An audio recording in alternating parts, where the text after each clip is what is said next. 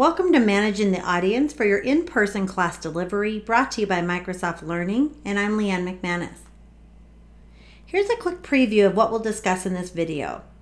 We're going to talk about ways of managing audience questions, both in and out of scope, as well as dealing with unexpected interruptions. Audience questions in class can advertently and even inadvertently stump the instructor. So I'd like to share with you some tricks of the trade that I and other professional trainers and facilitators have utilized regularly. These are just tips from one instructor to another. You really want to utilize the white space in your room to convey the messages that you want to control and that you want to give feedback on. You should use your whiteboard, your smartboard, your flip charts, really whatever you have available at your fingertips. You want to leverage and utilize those. One great way to use your white space is for in-scope content. So specific objectives, expectations, specific questions from the students, client directives maybe, things that you want to make visible and then you want to circle back to, check off as they get accomplished, that sort of thing you want to leverage within your classroom. White space, visible to everyone, is the best scenario for that. Another great way to use these, though, is for tracking out-of-scope content as well. So those items that you won't particularly cover, you're not committing to cover, but you're making sure you capture and you're making sure you have visible for everyone in the class. Some of these might include listing items that don't even fit within the current content. Maybe it's for an entirely different class, but they still got brought up. You want to make sure you list these. They might be different items that arise throughout the class and throughout exploration that come up that can trigger something else that potentially you might cover, or you just want to bring light up as a reminder. These also include things that come up during the class where they might be nice to have, or if we had enough time left, maybe we can cover this. This could include items that you don't even know the answer to, but you still want to capture it. The point is to elicit engagement from the students and let them know that you hear them. You might be surprised at the value that other students can offer as a resource here. We all do learn from each other. Now let's shift gears and talk about managing interruptions that can actually send you astray if you've never encountered them in your class before. It's a good idea to have a blueprint in the back of your mind just in case they ever happen, because they are unforeseen and they will surprise you, and it's not a matter of if, it's a matter of when. So some of the minor interruptions you should really be thinking about and you should plan for are all related to the audience and your students, but they can arise under different situations. Here are examples of common minor interruptions that can often happen during a class.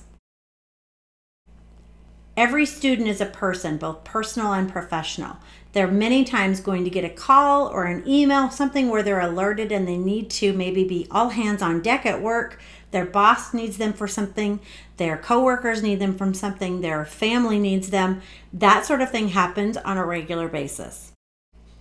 Interruptions during class where the student's actually pulled from class or needs to leave the class, this happens quite often, but I've found that it happens more often if I'm on site at a client location. When the boss can actually see the student in class, it's a lot easier to interrupt and pull them out.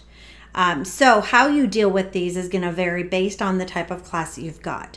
So for different scenarios, I've really varied on how I've handled these.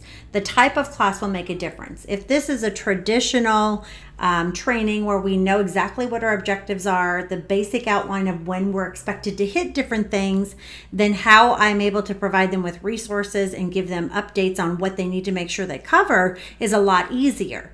If this is a boot camp, let's say that's time boxed and they're going to study and prepare for a certification at the end, I don't have a lot of wiggle room, and so it's really going to be on them to catch up, maybe even retake the class at another time. Internet and Wi-Fi issues are a common issue in classes both online and in person. If you require internet connectivity for your class, it's advised that you actually make sure the hardware is network cabled in, but you could still run into these internet issues nonetheless. So how do you handle it if you have Wi-Fi that goes down or the internet has went down? There could be a power outage. It could be a lot of different things that are outside of your control. You need to have something in your back pocket that you might pull up and utilize in this moment. And you need to be able to discern whether it's a minor interruption or if it's kind of expanded to something that's going to cause a bigger issue altogether. So really based on time. If it's a short time, you're assuming, you might change it up and have class interaction. You might do some group talk. You might do some things at the whiteboard. Maybe you'll have them reference sections within their resources to read ahead. Just depending on what it is, you want to make sure that it's used as productive time if you're going to keep them in class. And then you might occasionally run into hardware, software, or other resource issues. As a golden rule, I typically try to hand this off so that I can maintain the classroom. If I'm at a training provider, I hand it off to them. If I'm on site at a client's location, I'll hand it off to their IT support team. I usually can't manage a lot of this anyways, so it also will matter how many people are affected. If it's one or two, I can pair them up with other people. If it's kind of holistic across the class, then I've got a bigger issue to kind of decide how I'm going to punt and what I'm going to do with the class.